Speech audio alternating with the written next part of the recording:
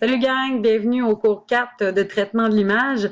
Donc cette semaine, de quoi on parle? On va parler de la définition de l'image et de la distorsion.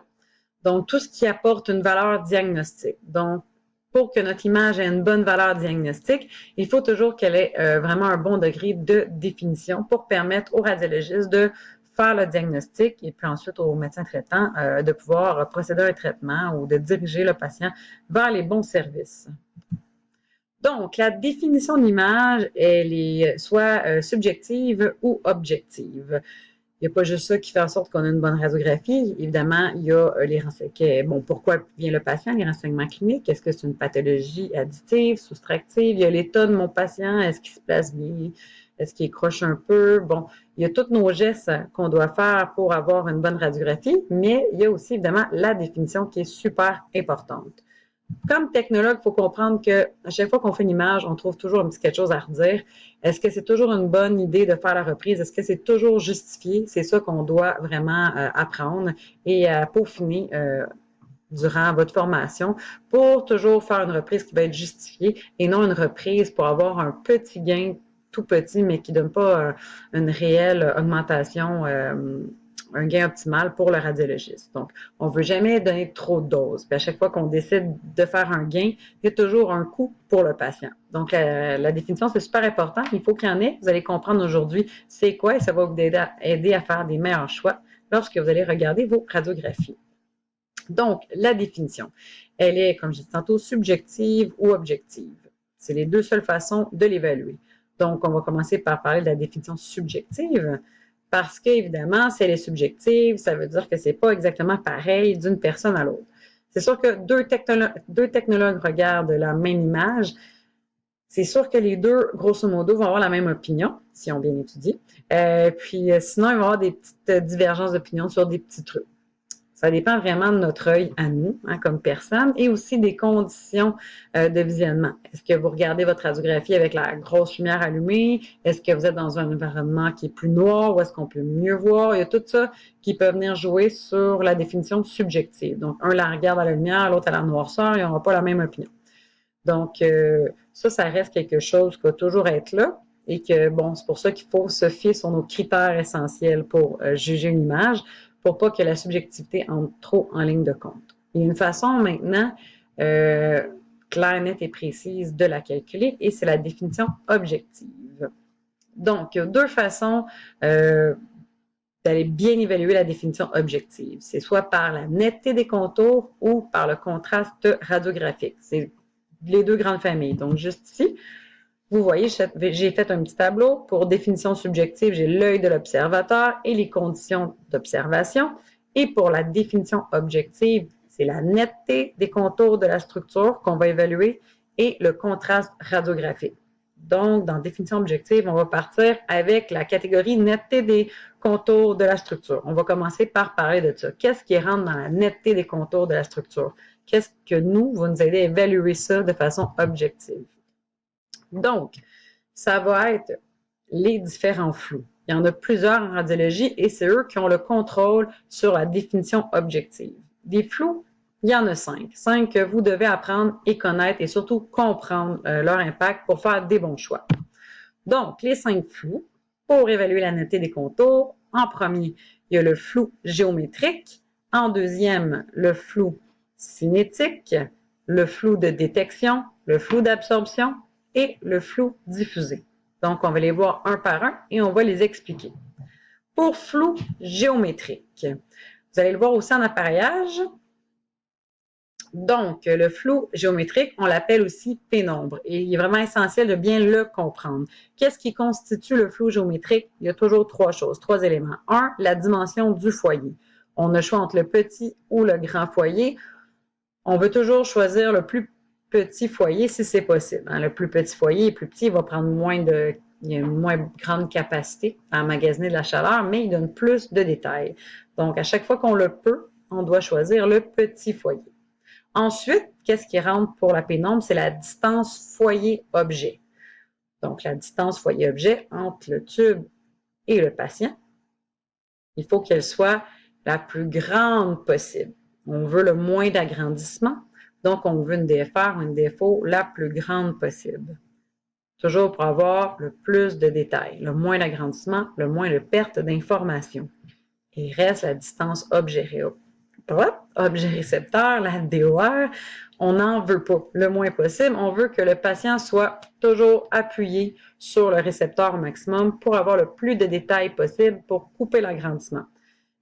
Dès qu'on met une DOR, l'agrandissement est vraiment prédominant comparativement à si je diminue la DFR. Oui, il y a un agrandissement, mais il est vraiment moins punché que lorsqu'on met une DOR. Donc, dans le meilleur des mondes, si je veux avoir le flou géométrique à son minimum pour avoir le plus de définition possible sur mon image, j'ai 3 éléments auxquels je dois penser. Est-ce que je peux choisir le petit foyer? Si oui, je le prends. Est-ce que je peux avoir la plus grande DFR ou DFO possible? En effet, il faut y penser. Il faut penser à d'autres éléments, comme peut-être la focalisation de la grille, mais dès qu'on peut, on essaie d'augmenter le plus possible la distance foyer-récepteur, distance foyer-peau. Et je ne veux pas de DOR dans le meilleur des mondes. Je veux appuyer au maximum mon patient, la structure sur le récepteur. Lorsque vous travaillez comme ça, vous venez de mettre au minimum le flou géométrique qui est toujours là et il faut apprendre à travailler avec lui. Il ne faut pas l'oublier parce que des fois, ça fait vraiment une différence sur nos images. Maintenant, le flou cinétique. Le flou cinétique, c'est le mouvement du patient, qu'il soit volontaire ou involontaire. Donc, évidemment, si votre patient se met à ne pas tenir la position lorsque vous venez pour exposer, là, évidemment, vous allez le voir et ça va être flou, comme on a vu au dernier cours sur les images. Ça va être flou, donc il faut absolument faire une reprise. Mais parfois, il y a des mouvements involontaires également. Donc, les tremblements, les patients qui ont le Parkinson ou qui ont très, très mal, bon, des fois, il y a un tremblement. Qu'est-ce qu'on peut faire pour minimiser le tremblement? Il faut y penser. On ne peut pas laisser un patient trembler. Donc, qu'est-ce qu'on peut faire? On a vu au dernier cours l'immobilisation, les plexiglas, c'est un petit sac de sable un peu plus haut. Donc, il faut penser à immobiliser notre patient le plus possible de façon très douce. Là. Ensuite, dans les mouvements involontaires, il y a le battement cardiaque et puis il y a la respiration. Donc, vous pouvez contrôler pas mal de ces mouvements-là. Tu sais, un patient, on a des consignes respiratoires pour qu'il arrête de respirer. Battement cardiaque, vous n'avez pas grand contrôle là-dessus. Par contre, si un patient est dans le coma, est intubé, là, vous perdez un peu le contrôle de tout ça et vous allez devoir ajuster les paramètres techniques en fonction que du flou cinétique. Mais qu'est-ce que je vous apprends là, c'est comment réduire le flou au minimum pour avoir la meilleure définition. Donc, on voudrait idéalement aucun flou cinétique. Donc, on essaie d'immobiliser, de donner les bonnes consignes respiratoires et de cette façon, le flou cinétique devrait être nul et vous allez avoir une bonne définition sur votre image. Maintenant, le flou photographique ou le flou de détection. Donc, en radiologie, notre but est toujours de minimiser la dose au patient. Donc, qu'est-ce qu'on a fait? On a inventé des récepteurs, des capteurs pour créer l'image. Si on recule il y a 20 ans, c'était des films argentiques. Donc, la radiation allait sur le film argentique, mais dans le boîtier, il y avait des écrans renforçateurs. On va le voir dans un autre cours. Tout ça était toujours dans le but que les rayons X soient transformés en lumière.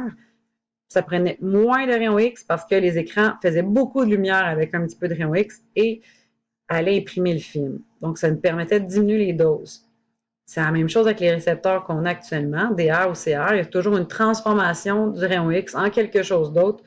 Tout ça dans le but de diminuer la dose qu'on va donner. Mais à chaque fois qu'on transforme un rayon X en quelque chose d'autre avant d'obtenir notre image, on a une perte de détail, on a une perte de définition et ça s'appelle le flou photographique ou le flou de détection. Et ça, c'est intrinsèque, c'est dans le système. On ne peut pas l'enlever. Donc, c'est dans nos choix de système, CA, DR, dans les choix des capteurs qu'on va faire qui peut nous aider à avoir la plus grande définition possible. Donc, là, on l'apprend, mais on va le voir plus en détail dans la constitution des capteurs un peu plus tard cette session-ci. Évidemment, l'image qui donnerait la meilleure définition au monde, c'est si j'avais un film et le rayon X direct dessus, comme chez le dentiste, avec les petits films occlusales qu'on met dans la bouche puis qui amènent le tube ici puis qui shoot. C'est une exposition directe sur la pellicule. C'est toujours celle-là qui va avoir la meilleure définition au monde. Mais nous, on ne peut pas faire ça parce qu'on pense aux patients, on pense radioprotection. C'est sûr que si on s'en fichait, on n'en aurait pas de capteurs, on n'aurait pas de trucs qui transforment, des capteurs qui transforment la radiation en autre chose. Il irait direct sur une pellicule et ça serait la meilleure définition possible, mais là, on donnerait des doses immenses aux patients. Donc, flou photographique ou de détection, ça dépend du choix du système que l'on va faire et des fois, on n'a pas le choix. Il faut travailler avec qu'est-ce qu'on a, tout dépendant. Mais il faut comprendre avec qu'est-ce qu'on travaille. Le flou d'absorption maintenant. Et là, je suis dans l'image de Spider-Man. Donc, flou d'absorption. Nous, on est en 3D. Okay? On est fait en 3 dimensions et notre image, quand on la regarde, elle est en 2 dimensions. Donc, évidemment, c'est de faire rentrer un Spider-Man qui est en 3D sur un écran, un récepteur qui est en 2D. Donc, on perd une dimension à chaque fois qu'on fait un plan. Donc, c'est sûr qu'il y a une perte d'information au pourtour dû à les différents taux d'absorption versus 3D à 2D. Donc, ça, c'est aussi intrinsèque, on ne peut pas l'enlever. Il faut faire avec, mais il faut comprendre qu'en radiologie, si vous ne l'avez pas encore compris, qu'on a toujours 2 dimensions. Il y a toujours une dimension qui disparaît sur chaque incidence. Donc, ici, vous regardez le PA des poumons, là, qui est switché en position anatomique. Le cœur est ici à gauche, à droite du patient est là. Donc, qu'est-ce que j'ai? Quelles sont les dimensions disponibles? Supérieure, inférieure, droite et gauche. Mais en ce moment, le antérieur-postérieur n'existe pas sur le plan en PA. Maintenant, si je regarde le profil, on a supérieur, inférieur, antérieur, postérieur, mais le droite-gauche n'existe plus. Donc, il y a toujours une dimension qui disparaît sur une incidence, d'où qu'on en fait plusieurs pour un examen. On ne fait pas juste un PA, merci, bonsoir, allez-vous-en pour la main. On a besoin du profil. Sinon, on va penser que l'hameçon est dans le doigt, puis quand on va faire le profil, on va voir qu'il est juste dans la... et pas dans l'os, c'est juste dans la peau.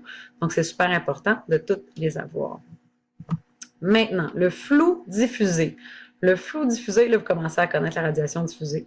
Et à chaque fois qu'il va en avoir, on va avoir une ombre au pourtour de l'organe, comme un petit voile où on va perdre de l'information. Donc là, vous commencez à le savoir, la radiation diffusée, c'est notre ennemi. On commence à connaître comment la minimiser, les KV pas trop élevés, le moins d'interaction entre les rayons X possible et la matière, donc collimation, compression si possible, grille antidiffusante ou air gap pour minimiser ça. Donc ça, c'est les 5 flous. On avait le géométrique, cinétique, de détection, d'absorption et le diffusé. Si on revient dans la grande catégorie du début, j'ai définition objective, j'avais netteté des contours, les différents flous, il y en a 5. On vient de faire le tour de celui-ci. Maintenant, si je m'en vais dans l'autre catégorie pour définition objective, j'ai contraste radiographique, radiation diffusée. Là, le flou diffusé dans les différents flous pour la perte d'information, l'ombre au pourtour d'un organe, et on a la radiation diffusée qui vient directement affecter le contraste. Moins que j'ai de contraste, moins que j'ai de détails sur une image. Donc, on est capable d'aller calculer ça vraiment précisément. Toujours la radiation diffusée au minimum. C'est ça le plus important. Donc, pour ce petit vidéo ici, ça fait le tour de la définition objective et subjective. Donc, on n'oublie pas, définition subjective, l'œil de l'observateur, les conditions d'observation, votre environnement dans lequel vous regardez les radiographies. Définition objective, il y a les 2 grandes familles, netteté des contours qui va aller se définir par les 5 différents flous et le contraste radiographique par la radiation diffusée. Donc, c'est pas tout pour cette semaine. Il va y avoir une autre petite vidéo. Et là, je vais vous parler de la distorsion, qui est un autre élément important qu'on doit, auquel on doit réfléchir avant de faire nos radiographies ou pendant qu'on place notre patient. Donc, on se revoit bientôt. À tantôt.